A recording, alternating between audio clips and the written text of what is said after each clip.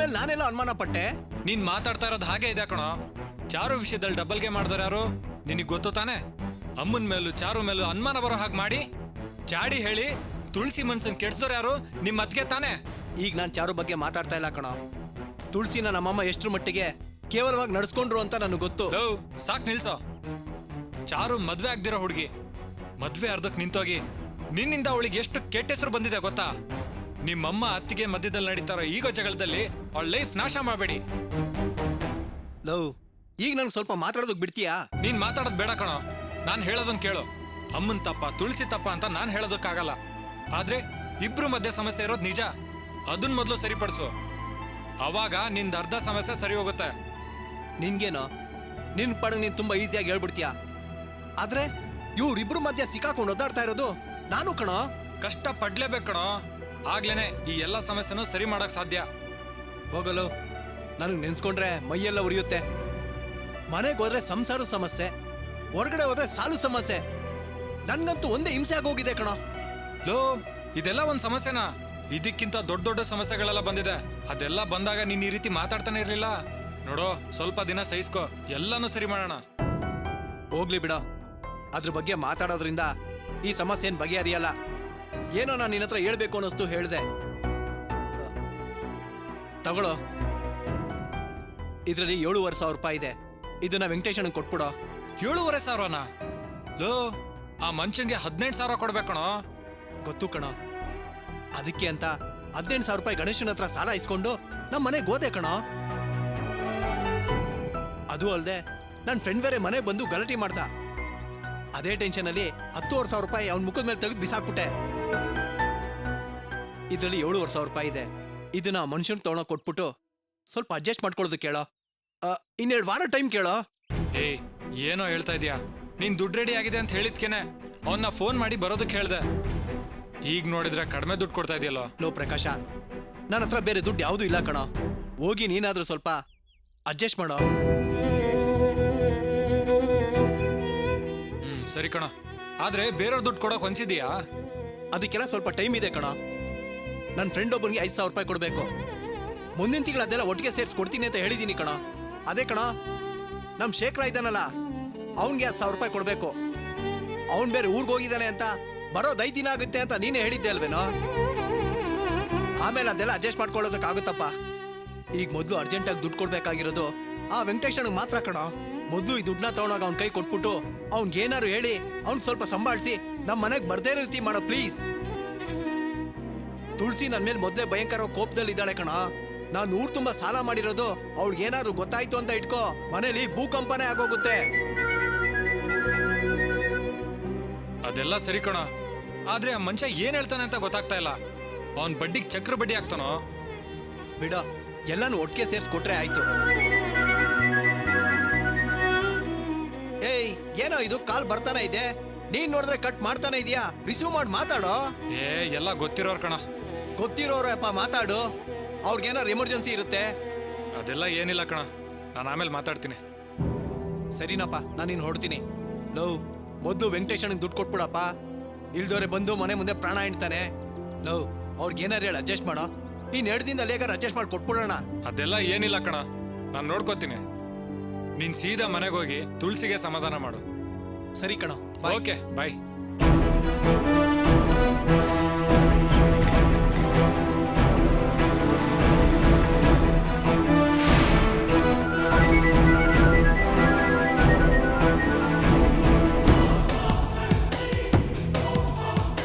Hello,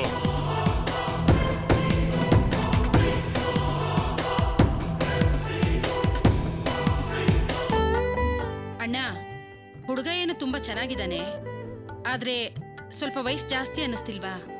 ನಮ್ ಪವಿತ್ರಂಗಿಂತ ಒಂದ್ 10-12 ವರ್ಷ ಜಾಸ್ತಿ ಇರ್ಬೋದಲ್ವಾ? ಜಾಸ್ತಿ ಅಂತ ಹೇಳಕ್ ಆಗಲ್ಲಮ್ಮ. ಹುಡುಗನಿಗೆ ಮದುವೆ ವಯಸ್ಸೇ. ಪವಿತ್ರ ಚಿಕ್ಕ ಹುಡುಗಿ. ಅವಳ ಜೊತೆ ಸೇರ್ಸ್ ನೋಡಿದಾಗ ಹುಡುಗನಿಗೆ ವಯಸ್ಸು ಸ್ವಲ್ಪ ಜಾಸ್ತಿ ಅನ್ಸುತ್ತೆ. ಅದೇನೋ ಸರಿ ಅಣ್ಣ. ತುಂಬಾ ವಯಸ್ಸು ವ್ಯತ್ಯಾಸ ಇಟ್ಕೊಂಡ್ ಮದ್ವೆ ಮಾಡಿದ್ರೆ ನಾಳೆ ದಿವಸ ತೊಂದರೆ ಆಗ್ಬೋದಲ್ವಾ? ಅಯ್ಯೋ, ವಯಸ್ಸು ಬಿಡಮ್ಮ. ಎಲ್ಲಾ ಮನುಷ್ಯರಿಗೂ ವರ್ಷ ಕಳೀತಾ ಕಳೀತಾ ವಯಸ್ಸು ಹೆಚ್ಚಾಗ್ತಾನೆ ಹೋಗುತ್ತೆ. ಹುಡುಗನ್ ಶ್ರೀಮಂತಿಗೆ ನೋಡಮ್ಮ.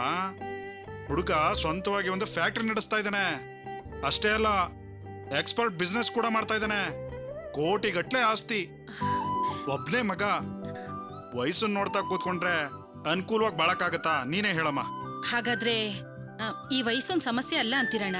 ಹೌದಮ್ಮ, ವಯಸ್ಸನ್ನ ನೋಡಿ ಹೆಣ್ಣು ಕೊಡೋದಕ್ಕಿಂತ ಶ್ರೀಮಂತಿಕೆ ನೋಡಿ ಹೆಣ್ಣು ಕೊಡೋದೇ ಬುದ್ಧಿವಂತಿಕೆನಮ್ಮ. ತಾಳಿ ಕಟ್ಟಿದ ಮರುಕ್ಷಣನೇ ನಿನ್ ಮಗಳು ಕೋಟ್ಯಾಧೀಶ್ವರಿ. ನೀವ್ ಹೇಳೋದು ಸರಿನೇ ಅಣ್ಣ. ವಯಸ್ಸಲ್ಲಿ ಏನಿದೆ ಬಿಡಿ, ಮದ್ವೆ ಮಾಡ್ಕೊಂಡ್ರು ಗಂಡಸರು ಹಾಗೇ ಇರ್ತಾರೆ. ಆದ್ರೆ ಹೆಣ್ಮಕ್ಳು ಹಾಗ? ಎಷ್ಟೇ ಸಣ್ಣ ವಯಸ್ಸಿಗೆ ಮದ್ವೆ ಆದ್ರೂ 2 ಮಕ್ಳು ಹೆತ್ತ ಮೇಲೆ ದೊಡ್ಡ ಹೆಂಗಸಿನ ತರ ಕಾಣಿಸ್ತಾರೆ. ಕೆಲವ್ರಿಗೆ ಫೋಟೋದಲ್ಲಿ ವಯಸ್ಸು ಹೆಚ್ಚು ಕಡಿಮೆ ಕಾಣಿಸುತ್ತೆ, ನೇರವಾಗಿ ನೋಡಿದ್ರೆ ಹಾಗೆ ಕಾಣಿಸಲ್ಲ ಅನ್ಸುತ್ತೆ ಅಲ್ವಣ್ಣ? ಸರಿ ಪದ್ಮ, ನಿನಗೆ ಹುಡುಗ ಇಷ್ಟ ಆಗಿದ್ದೇನೆ ಅಂತ ಅನ್ಕೊಳ್ತೇನೆ. ಹುಡುಗನ ಮನೆಯವ್ರಿಗೆ ಹೆಣ್ಣು ನೋಡೋದಕ್ಕೆ ಬರೋದಕ್ಕೆ ಹೇಳ. ನೀನು ಹುಡುಗನ ನೇರವಾಗಿ ನೋಡು. ಈ ಮನೆಗ ಬೇಡಣ್ಣ. ಹೋದ್ಸಲ ಹುಡುಗನ್ನ ಇಲ್ಲಿ ಕರ್ಸಿ ಕೆಟ್ಟ ಶಕುಂದಿಂದ ಏನೇನೋ ಆಗೋಯ್ತು. ಮತ್ತೆ ಹಾಗೆಲ್ಲ ಆಗ್ಬಾರ್ದಲ್ವಾ? ಹೌದು ಪದ್ಮ, ನಾನೇ ಕೇಳೋಣ ಅನ್ಕೊಂಡಿದ್ದೆ. ನಿನ್ ಮಗನಿಗೆ ಏನಾಯ್ತು? ಅವತ್ತು ಬಂದವ್ರು ನೋಡಿ ಹಾಗ್ ನಕ್ಬಿಟ್ಟ? ಅವ್ನಿಗೇನಾದ್ರೂ ಮೈಗೆ ಹುಷಾರಿಲ್ವಾ ಅಥವಾ ಬೇರೆ ಏನಾದ್ರು? ನೋಡಿದ್ರ, ನೀವು ತಕ್ಷಣ ಅನುಮಾನ ಪಡ್ತಿದ್ದೀರಾ. ಅವನ್ಗೇನು ಆಗಿಲ್ಲ ಅಣ್ಣ. ಆ ಜೊತೆಲಿರೋ ಫ್ರೆಂಡ್ಸು ವೀಳ್ಯದೆಲೆ ಅಂತ ಬೀಡ, ಅದೇ ಜರ್ದಾ ಬೀಡನ ಹುಡುಗಾಟಕ್ಕೆ ಅಂತ ಕೊಟ್ಬಿಟ್ಟಿದ್ದಾರೆ. ಅದು ತಲೆ ತಿರ್ಗಿ ಮತ್ತಲ್ಲಿ. ಸರಿ ಅಮ್ಮ, ಅವನಿಗೆ ಸ್ವಲ್ಪ ಹುಷಾರಾಗಿ ಸ್ನೇಹ ಮಾಡಕ್ ಹೇಳು. ಮನೇಲಿ ಬೇಡ ಅಂದ್ರೆ ಹುಡುಗನ ಮನೆಯವ್ರನ್ನ ಇಲ್ಲಿ ಬರೋದಕ್ಕೆ ಹೇಳಿ. ಅಣ್ಣ, ದೇವಸ್ಥಾನಕ್ಕೆ ಕರ್ಸ್ಬಿಟ್ಟು ಅಲ್ಲೇ ಹುಡುಗಿನ ತೋರ್ಸಣ್ವಾ? ದೇವಸ್ಥಾನದಲ್ಲ? ಹೌದಣ್ಣ, ಹತ್ರದಲ್ಲೇ ಒಂದ್ ದೇವಸ್ಥಾನ ಇದೆಯಲ್ಲ, ಅಲ್ಲಿಗೆ ಪವಿತ್ರನ ಅಲಂಕಾರ ಮಾಡಿಸ್ಕೊಂಡ್ ಕರ್ಕೊಂಡ್ ಬರ್ತೀನಿ. ಅಲ್ಲೇ ಅವ್ರ ಹುಡುಗಿನ ನೋಡ್ಕೊಂಡು ಹೋಗ್ಲಿ. ನೀ ಹೇಳೋದು ಒಳ್ಳೆ ಐಡಿಯಾನೆ. ಹಾಗಾದ್ರೆ ಅವ್ರ ಹತ್ರ ಹೇಳ್ತೀನಿ ಬಿಡು. ಯಾವ್ದಕ್ಕೂ ಮುತ್ತು ಹತ್ರ ಒಂದ್ ಮಾತು ಹೇಳು. ಅಯ್ಯೋ ಬೇಡಣ್ಣ, ಈ ವಿಷಯನ ಅವ್ರ ಹತ್ರ ನಾನು ಹೇಳಕ್ಕಾಗಲ್ಲ. ನೀವು ಏನು ಹೇಳ್ಬೇಡಿ. ಏನಮ್ಮ, ಹೆಣ್ಣತ್ ಮನುಷ್ಯ, ಅವನ ಹತ್ರ ಹೇಳ್ತಾ ಇದ್ರೆ ಹೇಗಮ್ಮ? ಹೌದಣ್ಣ, ದೊಡ್ಡದಾಗಿ ಹೆಣ್ಣನ್ ಹೆತ್ಬಿಟ್ಟಿದ್ದಾರೆ. ಮನೇಲಿ ವಯಸ್ಸಿಗೆ ಬಂದಿರೋ ಹೆಣ್ಮಗ್ಳಿದಾಳೆ, ಮದ್ವೆ ಮಾಡ್ಬೇಕು ಅನ್ನೋ ಜ್ಞಾನ ಇದೆಯಾ ಅವ್ರಿಗೆ? ಓಡ್ ಹೋದವಳು ಮಗಳಿಗೆ ಕದ್ದು ದುಡ್ಡು ಕೊಡೋದಕ್ಕೆ ಅವ್ರಿಗೆ ಟೈಮ್ ಸಾಲೋದಿಲ್ಲ. ಬೇಡಣ್ಣ, ಹುಡುಗನ್ ಕಡೆಯವರು ಹುಡುಗಿ ನೋಡ್ಬಿಟ್ಟು ಹೂ ಅಂತ ಹೇಳಿ, ಆಮೇಲೆ ನಿಧಾನವಾಗಿ ಅವ್ರ ಹತ್ರ ಹೇಳಿದ್ರೆ ಸಾಕು. ಹೆತ್ತವನಿಗೆ ಗೊತ್ತಿಲ್ಲಾಗೆ ಹೆಣ್ಣನ್ನ ತೋರ್ಸೋದು ಸಂಪ್ರದಾಯ ಅಲ್ಲ ಪದ್ಮ. ಯಾವ್ದಕ್ಕೂ ಒಂದ್ ಮಾತು ಹೇಳೋದು ಒಳ್ಳೇದು. ಅಯ್ಯೋ ಅಣ್ಣ, ನೀವೊಬ್ರು ಹುಡುಗನ್ ಮನೇಲಿ 500, ಹುಡುಗಿ ಮನೇಲಿ 500, ಒಟ್ಟು 1000 ಸುಳ್ಳು ಹೇಳಿ ಒಂದ್ ಮದ್ವೆ ಮಾಡ್ಬೋದು ಅಂತ ಹೇಳ್ತಾರೆ. ನಾವೇನ್ ಹಾಗೆ ಹೇಳ್ತಿಲ್ವಲ್ಲ. 1-2 ದಿನ ಕಳೆದ್ಮೇಲೆ ಆ ಮನುಷ್ಯನ ಹತ್ರ ನಾನೇ ಹೇಳೋಣ ಅನ್ಕೊಂಡಿದೀನಿ.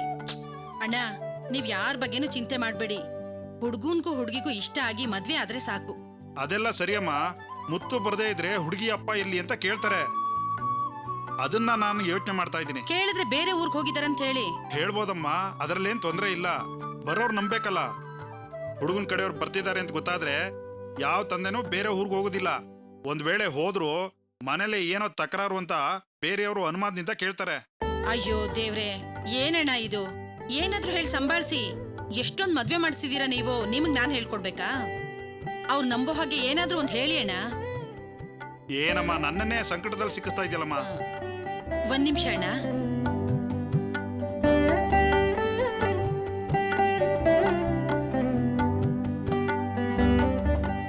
ತಗೊಳ್ಳಿ, ನಿಮ್ಗೆ ಯಾವ ಸಂಕಟನೂ ಆಗೋದಿಲ್ಲ.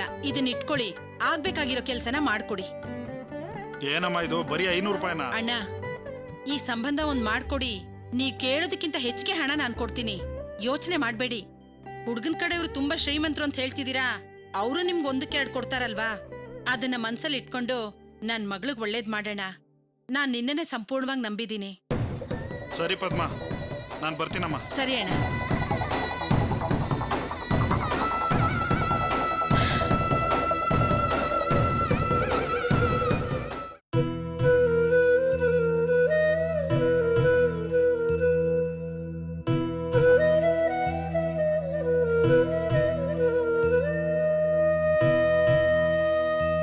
ತುಳಸಿ, ದೀಪಾ, ನೀನಾ? ಬಾ ಕುತ್ಕೋ. ಯಾಕೆ, ಬೇರೆ ಯಾರಾದ್ರೂ ಬರ್ತೀನಿ ಅಂದಿದ್ರಾ? ಇಲ್ಲ ಕಣೆ, ಅವ್ರು ಹೊರಗೆ ಹೋಗಿ ತುಂಬಾ ಹೊತ್ತಾಯ್ತು. ಅವ್ರಿರ್ಬೋದೇನೋ ಅನ್ಕೊಂಡೆ. ಯಾಕೆ, ವಾಯ್ಸ್ ಒಂಥರ ಇದೆ, ಏನಾದ್ರೂ ಸಮಸ್ಯೆನಾ? ಹಾಗೆಲ್ಲ ಏನೂ ಇಲ್ಲ ಕಣೆ. ಸರಿ, ರಂಜಿತ್ ಅವ್ರು ಎಲ್ಲೋ ಹೋಗಿದ್ದಾರೆ? ಗೊತ್ತಿಲ್ಲ. ಅಲ್ಲ, ಅವ್ರು ಸಾರಿ ಅಂತ SMS ಕಳ್ಸಿದ್ದಾರೆ. ಅದ್ರ ಬಗ್ಗೆ ಕೇಳೋಣ ಅಂತ ಬಂದೆ. ನಿಂಗೆ SMS ಕಳ್ಸಿದಾರಾ? ನೋಡು, ಅವ್ರು ಯಾಕೆ ಕಳ್ಸಿದಾರೆ ಅಂತ ನನ್ಗೊಂದು ಅರ್ಥ ಆಗ್ಲಿಲ್ಲ. ಸಾರಿ ದೀಪಾ, ನಿಜ ಏನು ಅಂತ ಗೊತ್ತಿಲ್ಲದೆ ನಾನು ನಿನ್ನ ಹತ್ರ ಕೆಟ್ಟದಾಗ ನಡ್ಕೊಂಡ್ಬಿಟ್ಟೆ. ಅಮ್ಮ ಸುಳ್ಳು ಹೇಳಿದ್ದಾರೆ ದೀಪ, ತಪ್ಪೆಲ್ಲ ಅವ್ರದ್ದೆ. ಇದನ್ನೆಲ್ಲ ಅರ್ಥ ಮಾಡ್ಕೊಳ್ದೆ ನಾನು ನಿನ್ನ ಹತ್ರ ತುಳಸಿ ಹತ್ರ ತಪ್ಪಾಗಿ ನಡ್ಕೊಂಡ್ಬಿಟ್ಟೆ. ಒಬ್ಬ ಈಡೇಟ್ ಥರ ಬಿಹೇವ್ ಮಾಡ್ಬಿಟ್ಟೆ.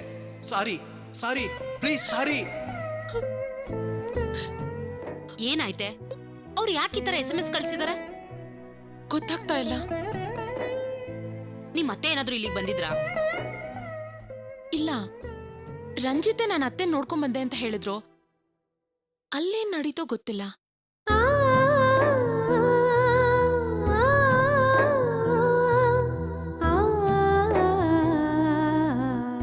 ದೀಪ, ನಾನು ಕಳ್ಸಿದ SMS ಬಂತ? ಮೆಸೇಜ್ ನೋಡ್ದೆ, ಆದ್ರೆ ಇದ್ರ ಅರ್ಥ ನಂಗೆ ಗೊತ್ತಾಗ್ಲಿಲ್ಲ. ಏನರ್ಥ ದೀಪ? ರಂಜಿತ್ ಒಬ್ಬ ಹುಚ್ಚನ್ ಥರ ಮೆಸೇಜ್ ಕಳ್ಸಿದಾನೆ ಅಂತ ನಿಜವಾಗ್ಲೂ ನನ್ನ ಬುದ್ಧಿಗೆ ಮಂಗ್ ಕೌದಿತ್ತು ದೀಪ. ಹುಚ್ಚನ್ ಥರ ನಡ್ಕೊಂಡಿದ್ದಕ್ಕೆ ನನಗೆ ತುಂಬಾ ಫೀಲ್ ಆಗ್ತಾ ಇದೆ ದೀಪ. ಅಯ್ಯೋ, ಯಾಕೆ ಹೀಗೆಲ್ಲ ಮಾತಾಡ್ತಾ ಇದ್ದೀರಾ? ಆ ವಿಷಯನ ನಾನು ಅವತ್ತೇ ಮರ್ತ್ಬಿಟ್ಟೆ ಅಂತ ಹೇಳಿದ್ನಲ್ಲ. ಆದ್ರೆ ಇವತ್ತು ನನಗೆ ನಿಜವಾದ ವಿಷಯ ಗೊತ್ತಾಯ್ತು ದೀಪ. ಅಮ್ಮ ನನ್ನ ನಂಬಿಸಿ ಮೋಸ ಮಾಡ್ಬಿಟ್ರು ದೀಪ.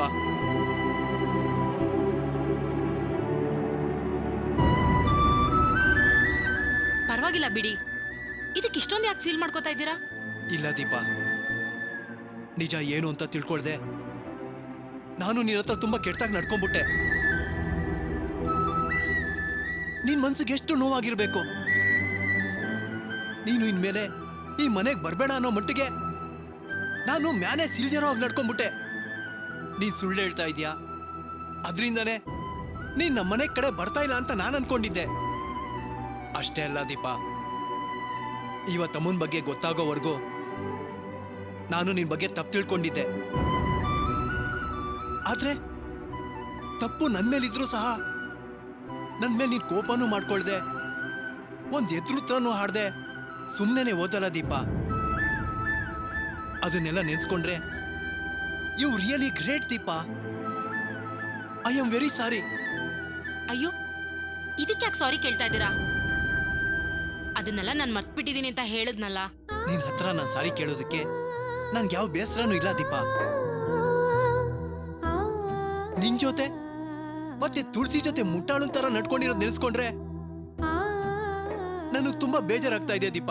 ಅಲ್ಲ, ಅಮ್ಮ ಹಣ ತಗೊಂಡಿರೋ ವಿಷಯ ನಿಮ್ಗೆ ಹೇಗ್ ಗೊತ್ತಾಯ್ತು? ಅವ್ರೇನಾದ್ರೂ ಹೇಳಿದ್ರಾ? ಅವ್ರೆಲ್ಲಿ ಹೇಳೋದಕ್ಕೆ ಹೋಗ್ತಾರೆ ದೀಪ. ನಾನಿವತ್ ಮನೆಗೆ ಹೋದಾಗ ಅಮ್ಮನೂ ಲಾವಣ್ಯನೂ ನಾನು ಬಂದಿರೋದು ಗೊತ್ತಿಲ್ದೆ ಮಾತಾಡ್ಕೊಳ್ತಾ ಇದ್ರು.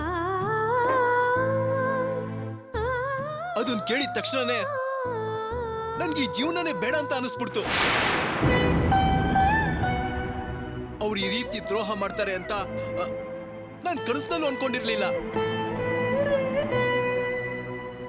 ಆಮೇಲೆ ನನ್ಗೇನ್ ಮಾಡ್ಬೇಕು ಅಂತಾನೆ ಗೊತ್ತಾಗ್ಲಿಲ್ಲ.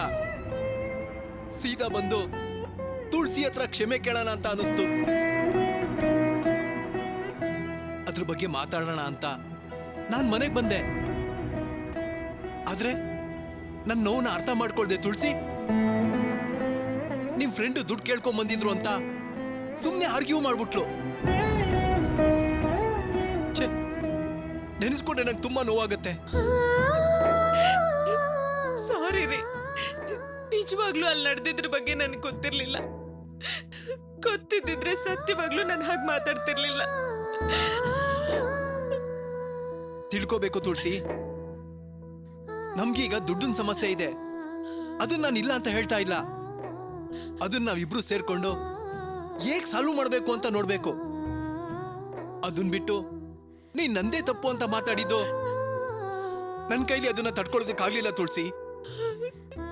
ರೀ ಸಾರಿ ರೀ, ಸಾರಿ ಸಾರಿ ಸಾರಿ. ಇನ್ಮೇಲೆ ನಿಜವಾಗ್ಲೂ ಹಾಗೆ ಮಾತಾಡೋದಿಲ್ಲ. ಸಾರಿ ರೀ.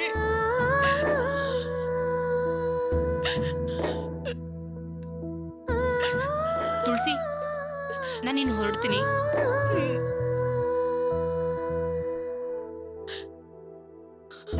ನಾನ್ ಮಾಡಿದ ತಪ್ಪೆ. ನಿಮ್ ಫ್ರೆಂಡು ಬಂದು ದುಡ್ಡು ಕೇಳ್ಕೊಂಡು ಜಗಳ ಮಾಡಿದ್ದೆ ತಡ. ನನಗೆ ಕೋಪ ಬಂದ್ಬಿಡ್ತು, ಅದಕ್ಕೆ ಹಾಗೆ ಮಾತಾಡ್ಬಿಟ್ಟೆ. ಇಲ್ಲ ತುಳಸಿ, ನೀನೇ ನನ್ನ ಕ್ಷಮಿಸ್ಬೇಕು. ನಾನು ಮೊದ್ಲಿನ ತರ ಇಲ್ಲ. ದುಡ್ಡಿನ ಸಮಸ್ಯೆ ಹೇಗ್ ಬಗೆಹರಿಸ್ಬೇಕು ಅಂತ ಗೊತ್ತಿಲ್ಲದೆ ಕನ್ಫ್ಯೂಸ್ ಆಗಿ ನಾನು ಆಗಾಗ ನಿನ್ ಮೇಲೆ ಕೋಪ ಮಾಡ್ಕೋತಾ ಇರ್ತೀನಿ. ಹಣಕ್ಕೋಸ್ಕರ ನಾನು ತುಂಬಾ ಅಲಿತಾ ಇದ್ದೀನಿ ತುಳಸಿ. ನನ್ನ ಜೀವನದಲ್ಲಿ ಈ ರೀತಿಯೆಲ್ಲ ಕಷ್ಟಪಟ್ಟಿದ್ದೇ ಇಲ್ಲ. ಅಮ್ಮನೂ ಲಾವಣ್ಯನೂ ಈಗೆಲ್ಲ ಮಾಡ್ತಾರೆ ಅಂತ ನಾನು ಕನ್ಸಲ್ ಕೂಡ ಅನ್ಕೊಂಡಿರ್ಲಿಲ್ಲ ತುಳಸಿ. ಅದು ನೆನ್ಸ್ಕೊಂಡ್ರೆ ನನಗೆ ತುಂಬಾ ನೋವಾಗುತ್ತೆ. ನಾನು ಅವ್ರ ಮೇಲೆ ಎಷ್ಟು ನಂಬಿಕೆ ಇಟ್ಕೊಂಡಿದ್ದೆ ಅಂತ ನೀನು ಗೊತ್ತಾ?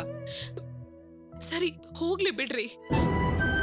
ವಯಸ್ಸಾದವರು ನಿಮ್ಗೆ ಒಳ್ಳೇದ್ ಮಾಡ್ಬೇಕು ಅಂದ್ಕೊಂಡು ಗೊತ್ತಿಲ್ಲದೆ ತಪ್ಪು ಮಾಡ್ಬಿಟ್ಟಿದ್ದಾರೆ. ಇದನ್ನೆಲ್ಲ ಮನ್ಸಿಗೆ ಹಚ್ಕೋಬೇಡಿ. ಇಲ್ಲ ತುಳಸಿ, ಅಮ್ಮ ಮಾತ್ರ ಅಲ್ಲ, ನನ್ ಸುತ್ತ ಇರೋರೆಲ್ಲ ಯಾವ್ದಾದ್ರು ಒಂದ್ ರೀತಿಲಿ ನನಗ್ ನೋವು ಮಾಡ್ತಾನೆ ಇದ್ದಾರೆ. ಅದೇ ಯಾಕೆ ಅಂತ ನನ್ಗೊಂದು ಅರ್ಥ ಆಗ್ತಾ ಇಲ್ಲ. ನಾನು ತುಂಬಾ ನೋವನ್ನ ಅನುಭವಿಸ್ಬಿಟ್ಟೆ ತುಳಸಿ. ಇಷ್ಟು ದಿನ ನನ್ನ ಬಗ್ಗೆ ನಾನೇನು ಅಂತ ತಿಳ್ಕೊಂಡಿದ್ದೆ ಗೊತ್ತಾ? ಕಷ್ಟನೇ ಪಡ್ದೇ ಇರೋ ಅದೃಷ್ಟವಂತ ಅಂತ ನಾನು ತಿಳ್ಕೊಂಡಿದ್ದೆ. ನನ್ನ ಜೀವನದಲ್ಲಿ ಎಲ್ಲನೂ ಅದೇ ರೀತಿನೇ ನಡೀತಾ ಇತ್ತು. ನನ್ನ ಡಿಗ್ರಿ ಮುಗ್ದಿದ ತಕ್ಷಣ ನಾನು ಬ್ಯಾಂಕ್ ಎಕ್ಸಾಮ್ ಬರೆದು ಫಸ್ಟ್ ಕ್ಲಾಸಲ್ಲಿ ಪಾಸ್ ಮಾಡಿದೆ. ಕೈ ತುಂಬ ಸಂಪಾದನೆ ಮಾಡಿದೆ. ನಾನು ತುಂಬ ಸಂತೋಷ ಪಟ್ಟೆ ತುಳಸಿ. ಸಿಕ್ಕಾಪಟ್ಟೆ ಫ್ರೆಂಡ್ಸು, ಮನೆಗೋದ್ರೆ ಅಮ್ಮ, ನನ್ನಣ್ಣ, ಅತ್ತಿಗೆ, ಲಾವಣ್ಯ, ಪೂಜಾ ಇವರೆಲ್ಲ ನಾನು ತುಂಬ ಪ್ರೀತಿಸ್ತಾ ಇದ್ರು. ನಾನು ತುಂಬ ಸಂತೋಷವಾಗಿದ್ದೆ ಗೊತ್ತಾ? ಯಾವತ್ತು ದುಡ್ಡು ದೊಡ್ಡ ಮ್ಯಾಟ್ರೇ ಆಗಿರ್ಲಿಲ್ಲ ತುಳಸಿ. ನನಗೆ ಗೊತ್ತಿರೋ ಮಟ್ಟಿಗೆ ನಾನು ಸುತ್ತ ಇರೋರೆಲ್ಲ ಸಂತೋಷವಾಗಿರ್ಬೇಕು ಅಂತ ಅನ್ಕೋತೀನಿ. ನನ್ನ ಶತ್ರುಗೂ ನಾನು ಕೇಳಿ ಬಯಸ್ತವನಲ್ಲ ತುಳಸಿ. ಇದನ್ನ ನಾನು ನನ್ನ ಜಂಬುಕ್ ನಾನು ಹೇಳ್ಕೊತಾ ಇಲ್ಲ ತುಳಸಿ. ಅವ್ರಿಗೂ ನಾನು ಉಪಕಾರನೇ ಮಾಡಿದ್ದೀನಿ. ನನ್ನ ಪ್ರಕಾರ ದುಡ್ಗಿಂತ ಪ್ರೀತಿ ವಿಶ್ವಾಸನೇ ಮುಖ್ಯ. ಇನ್ನು ನಾನು ಅದನ್ನೇ ನಿಜ ಅಂತ ನಂಬ್ಕೊಂಡಿದ್ದೀನಿ ತುಳಸಿ. ಇದೆಲ್ಲ ನೀವ್ ಹೇಳಿ ನನಗ್ ಗೊತ್ತಾಗ್ಬೇಕಾ? ಹೇಳ್ರಿ. ನೀವು ಬೇರೆಯವ್ರ ಮೇಲಿಟ್ಟಿರೋ ಪ್ರೀತಿ, ಇನ್ನೊಬ್ಬರಿಗೆ ಸಹಾಯ ಮಾಡ್ಬೇಕು ಅನ್ನೋ ನಿಮ್ಮ ಮನ್ಸು, ಎಲ್ರೂ ಕ್ಷಮಿಸಿ ಒಪ್ಕೋಬೇಕು ಅನ್ನೋ ನಿಮ್ಮ ವಿಶಾಲ ಮನೋಭಾವ, ಇದನ್ನೆಲ್ಲ ನಾನು ನೋಡಿದೀನ್ರಿ. ನಿಮ್ಮ ಒಳ್ಳೆ ಮನ್ಸು, ಒಳ್ಳೆ ಗುಣ ಎಲ್ರಿಗೂ ಇರೋದಿಲ್ಲ ರೀ. ಮತ್ತೆ ನನ್ಗೆ ಯಾಕೆ ತುಳಸಿ ಈ ರೀತಿ ಎಲ್ಲ ಆಗ್ತಾ ಇದೆ? ಎಲ್ರು ದುಡ್ಡೇ ಮುಖ್ಯ ಅಂತ ತಿಳ್ಕೊಂಡು ಯಾಕೆ ತುಳಸಿ, ಯಾಕೆ ನನ್ಗೆಲ್ರು ನೋವು ಮಾಡ್ತಾ ಇದ್ದಾರೆ? ನಮ್ಮ ಫ್ರೆಂಡ್ಸು, ನಮ್ಮಮ್ಮ, ನಮ್ಮಣ್ಣ ಎಲ್ರು ದುಡ್ಡೇ ಮುಖ್ಯ ಅಂತ ತಿಳ್ಕೊಂಡು ನನ್ನನ್ನ ದೂರ ತಳ್ಬಿಟ್ರು ತುಳಸಿ.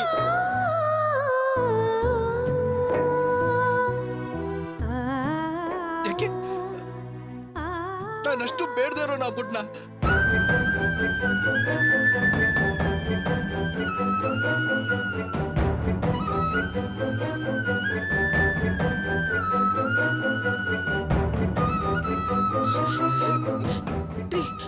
ಅಳ್ಬೇಡ್ರಿ, ಪ್ಲೀಸ್ ಅಳ್ಬೇಡ್ರಿ. ಯಾಕ್ರಿ ಅಳ್ತಿದ್ದೀರಾ? ಅಳ್ಬೇಡ್ರಿ. ಇಲ್ಲೋಡಿ ನಾನು ಹೇಳೋದನ್ನ ಕೇಳಿ. ನನ್ ಚಿನ್ನ ಅಲ್ವಾ? Please please ಅಳ್ಬೇಡ್ರಿ. ಪ್ಲೀಸ್ ನೀವ್ ಅಳ್ಬೇಡ್ರಿ. ನೀವ್ ಅಳೋದನ್ನ ನೋಡಿದ್ರೆ ನನ್ನಿಂದ ತಡ್ಕೊಳ್ಳೋದಕ್ಕಾಗೋದಿಲ್ಲ. ನೋಡಿ, ಅಳ್ಬೇಡಿ, ಸಮಾಧಾನ ಮಾಡ್ಕೊಳ್ಳಿ, ಸಮಾಧಾನ ಮಾಡ್ಕೊಳ್ರಿ, ಎಲ್ಲ ಸರಿ ಹೋಗುತ್ತೆ. ಪ್ಲೀಸ್ ರೀ, ಅಳ್ಬೇಡ್ರಿ.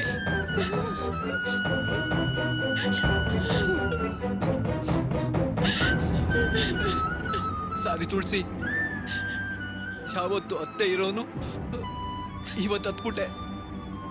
ಅದು ಇಷ್ಟು ದಿನ ನಾನು ತುಂಬಾ ಅದೃಷ್ಟವಂತ ಅಂತ ನಾನು ಅನ್ಕೊಂಡಿದ್ದೆ. ಅದಕ್ಕೆ ದಿಢೀರ್ ಅಂತ ಸ್ಲಿಪ್ ಆಗಿದ ತಕ್ಷಣ ಅದನ್ನ ನನ್ನ ಕೈಯಿಂದ ಜೀರ್ಣಿಸ್ಕೊಳ್ಳೋದಕ್ಕಾಗ್ಲಿಲ್ಲ ತುಳಸಿ. ನನ್ಗೆ ಮೇಲ್ಗಡೆ ಇರೋದೆಲ್ಲ ಕೆಳಗಡೆ ಆಗಿರೋ ತರ ಅನಿಸ್ತಾ ಇದೆ ತುಳಸಿ. ಯಾರು ನನ್ನ ಅರ್ಥ ಮಾಡ್ಕೋತಾ ಇಲ್ಲ ತುಳಸಿ. ಎಲ್ರು ನನ್ಗೆ ಶತ್ರುಗಳ ತರ ತೊಂದರೆ ಕೊಡ್ತಾನೆ ಇದ್ದಾರೆ. ಅದಕ್ಕೆ ತುಳಸಿ ಸ್ವಲ್ಪ ದುಃಖ ಬಂತು. ಯಾಕೆ ಹೀಗೆಲ್ಲ ಮಾತಾಡ್ತೀರಾ? ಇದೆಲ್ಲ ಸ್ವಲ್ಪ ದಿನದ ಕಷ್ಟ ರೀ. ನೋಡಿ, ಎಲ್ಲ ಸರಿ ಹೋಗುತ್ತೆ. ನೀವ್ ಇನ್ಮೇಲೆ ಹೀಗೆಲ್ಲ ಮಾತಾಡ್ಬಾರ್ದು, ಆಯ್ತಾ? ನೀವ್ ಹೀಗೆಲ್ಲ ಮಾತಾಡ್ತಿದ್ರೆ ನನ್ನಿಂದ ತಡ್ಕೊಳಕ್ಕಾಗಲ್ಲ ರೀ. ಏ ತುಳಸಿ, ನೀನ್ ಯಾಕಮ್ಮ ಫೀಲ್ ಮಾಡ್ಕೋತಾ ಇದೀಯಾ? ಈ ಕಷ್ಟ ಎಲ್ಲ ಸ್ವಲ್ಪ ದಿನ ಅಂತ ಹೇಳ್ದೆ ತಾನೆ, ಎಲ್ಲನೂ ಆದಷ್ಟು ಬೇಗ ಸಾಲ್ವ್ ಆಗುತ್ತೆ. ನನ್ನಿಂದ ಆಗಲ್ಲ ರೀ.